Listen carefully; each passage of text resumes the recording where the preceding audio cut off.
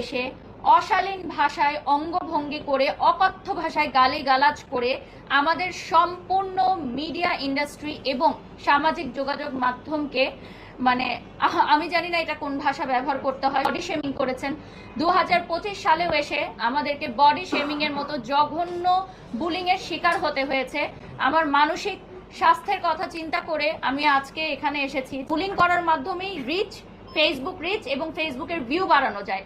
তাহলে আমাদের পরবর্তী জেনারেশন বা সমসাময়িক যারা আছে তারা এটাই ধরে নিবে যে আমরা সামাজিক যোগাযোগ মাধ্যমে আর কোনো ভালো কাজ করব না, আমরা ঝগড়াঝাটি করব, গালাগালি করব, বুলিং করব, অশালীন ভাষা ব্যবহার করব, অঙ্গভঙ্গি করব, তাহলেই কেবলমাত্র আমাদের প্রচার প্রসার হবে, ভিউ হবে, আমরা ভাইরাল হব। ভাইরালকে একটা নোংরা শব্দ হিসাবে তারা ব্যবহার করছেন এবং আমার নাম তারা বিভিন্ন জায়গায় ছবি সহ প্রকাশ করছেন। ওই ভিডিওগুলো ক্লিপ কেটে কেটে ছোট বাচ্চাদের সামনে অকথ্য ভাষায় ব্যবহার করা হচ্ছে, তাদের স্টাফদের সামনে তাদের স্টাফরাও যুক্ত হয়ে বিভিন্ন অঙ্গভঙ্গি করে দেখানো হচ্ছে।